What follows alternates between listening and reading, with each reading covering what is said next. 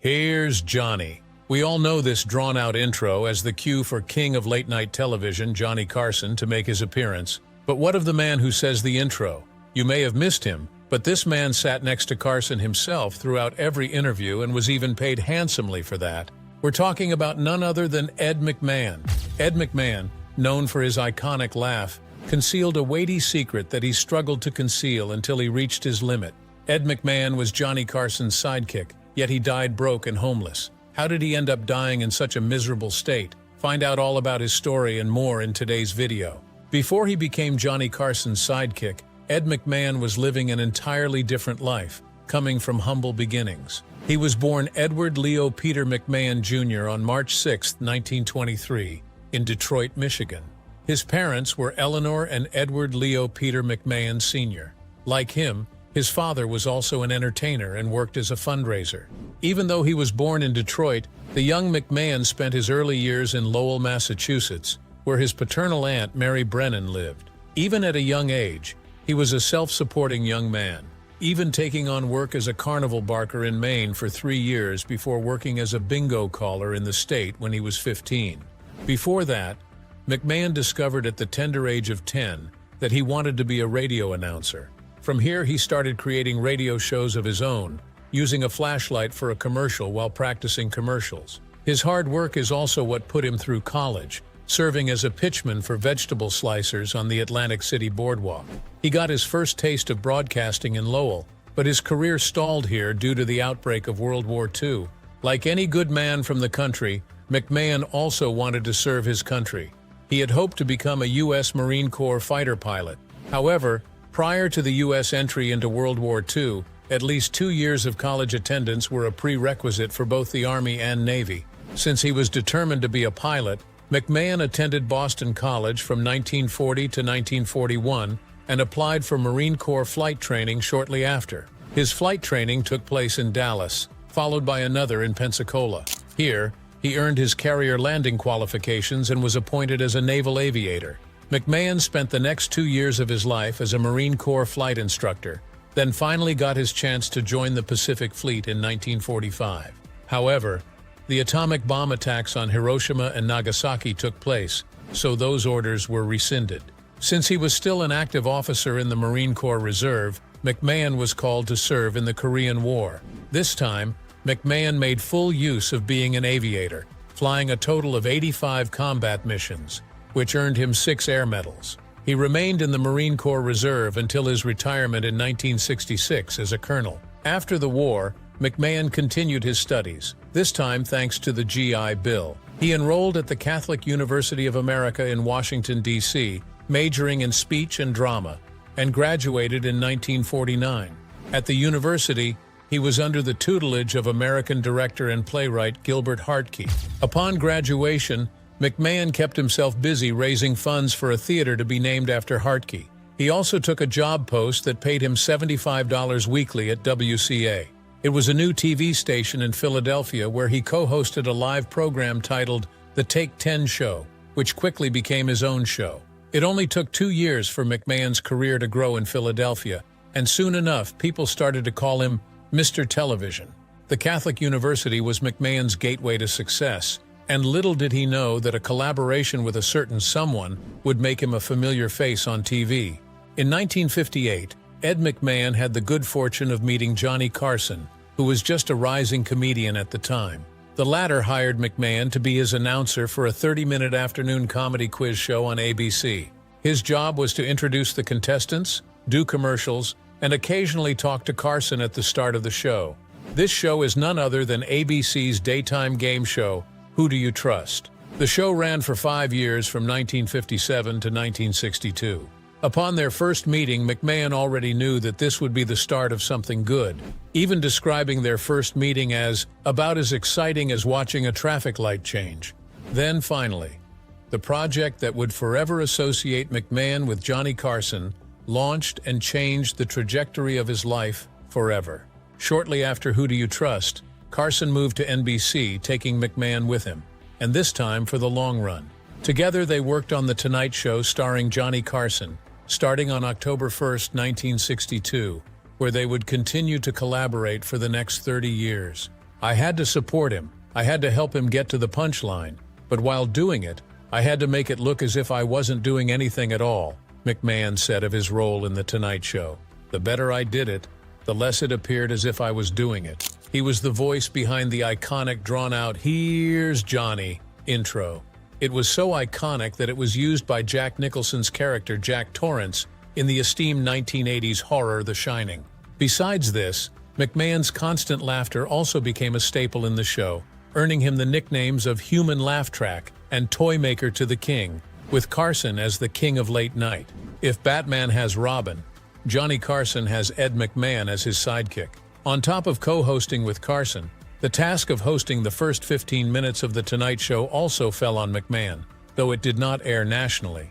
Besides that, he also worked as a guest host on more than one occasion when Carson himself wasn't available between July 29th and August 2nd, 1963, as well as for 2 nights in October the following year. They make quite a pair since Johnny Carson was known for being reserved and thriving on quick, witty banter, whereas Ed McMahon was known for being gregarious. Despite working with Carson for decades, McMahon shared in an interview later on that he would still get butterflies in his stomach every time he would walk out on stage.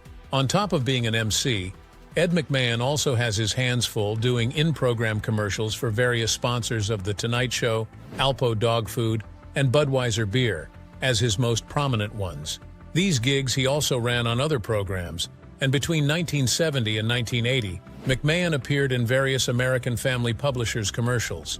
Ed McMahon also finally bagged his own show, hosting the weekly syndicated series Star Search. The project took off in 1983, and it helped launch the careers of many artists, singers, comedians, and even choreographers. He served as its host until the show wrapped up in 1995.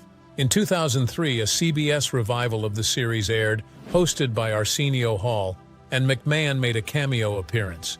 His work on commercials also paid off big time, because his long association with Anheuser-Busch was the reason why people started calling him Mr. Budweiser. His close ties to this esteemed brewing company allowed him to bring them as one of the largest donors to the Muscular Dystrophy Association, MDA. The MDA is a non-profit organization whose aim is to support people living with muscular dystrophy, neuromuscular diseases, and ALS. He had a couple of hosting projects in the 70s until the early 90s, which included co-hosting the Jerry Lewis MDSA Telethon, a long-running live annual Labor Day weekend event. Then he also hosted several TV series like TV's Bloopers and Practical Jokes on NBC with Dick Clark from 1982 to 1993. Ed McMahon also had several film roles under his belt. He made his first film debut in the 1967 American neo-noir thriller, The Incident. Then, in the newer version of the movie Dementia, he did the added narration on the film, even though the original movie had music without dialogue. In 1977, he played the supporting role of Charlie Blanchard in the American comedy Fun with Dick and Jane. McMahon was also supposed to make an appearance in Adam Sandler's 1996 comedy Happy Gilmore. McMahon was hired to do an infamous fight scene with the comedian, but according to Sandler, the renowned TV host backed out after finding out about the movie's crude humor. The role ultimately went to American media personality Bob Barker. His last film appearance was in an independent rom-com movie titled Jelly. He acted alongside Natasha Lyonne, portraying the role of Mr. Closure. Besides doing work as a host and in several small roles, Ed McMahon also fulfilled his childhood dream of becoming a radio host. He served as the communicator or host of the Saturday afternoon segment of Monitor from 1965 to 1969. During the early 2000s, McMahon was still active on television. In 2004, he became the announcer of Alf's hit talk show on TV Land. His work also extended to several game shows such as Whodunit, Missing Links, Concentration, and Snap Judgment. McMahon was married 3 times in his life. His first marriage was to Alice Farrell on July 5, 1945. At the time, McMahon was still working as a flight instructor in the Marines when they tied the knot. The couple had 4 children together, namely Claudia, Michael Edward, Linda, and Jeffrey. Unfortunately, their marriage didn't last, and the two called it quits in 1972, with the divorce finalized in 1974. It didn't take long for McMahon to find love in his life, and he married his second wife, Victoria Valentine, on March 6, 1976. They adopted a daughter named Catherine Mary in 1985, and like his first marriage, this one also didn't last. By 1989, the couple had separated. McMahon provided spousal and child support worth $50,000 to his ex-wife monthly. His third and final marriage was to Pamela "Pam" Hearn, a single mom who has a son named Alex. They tied the knot on February 22, 1992, just 3 months before his run at The Tonight Show came to a close. Working right next to Johnny Carson and landing several commercial gigs should have set up Ed McMahon for life. So how did he end up dying broke and homeless? Despite being a household face on late-night TV, Ed McMahon suffered terribly behind the scenes, financially, especially in his later years. So what exactly were these financial troubles? Didn't he used to earn approximately $5 million per year? For one, Citibank sued him back in 2008 to recoup nearly $200,000 lent to the entertainer. Besides this, McMahon was also reported to be behind $640,000 in mortgage payments. He finally talked about his financial difficulties during a guest appearance on Larry King Live back in 2008. There, he detailed how the Great Recession and his neck injury were the main reasons why he found it hard to find a stable job, thus leaving him behind in payments. Well, if you spend more money than you make, you know that happens, McMahon told Larry King back in 2008. And it can happen. You know, a couple of divorces thrown in, a few things like that. And you know, things happen. You want to be perfect, but with that combination of the economy, I have a little injury, and I have a situation. And it all came together. His wife, Pamela McMahon, also added how they do not have millions of dollars, which is a pretty common misconception about them. So how did he get that injury anyway? Ed McMahon suffered a fall at billionaire investor Robert Day's home in March 2007. He sued the investor, citing how the latter's home was unsafe and lacked railings, and also sued the hospital for failing to diagnose the fracture initially. As a result, McMahon claimed that the hospital, the doctors, and every medical professional involved botched his surgery, causing him great pain, which hindered his ability to work. To make ends meet, he was even in the process of selling his $6.25 million Beverly Hills mansion, hoping he would be able to sell it. But alas, the Great Recession crashed the housing market. As if that wasn't bad enough, Ed McMahon suffered another financial blow. He failed to pay $275,168 to divorce attorney Norman Solovey on July 30, 2008. According to Michael Shanker, Solovey's lawyer, McMahon and his wife Pamela hired Solovey to represent his daughter from his first marriage, Linda Schmerge, in a matrimonial matter. That same year, future U.S. President Donald Trump offered to buy McMahon's home and have it leased to The Tonight Show co-host. This was so the latter wouldn't have to leave his home, and it was also Trump's way of helping the renowned TV legend, saying it would be an honor to do so.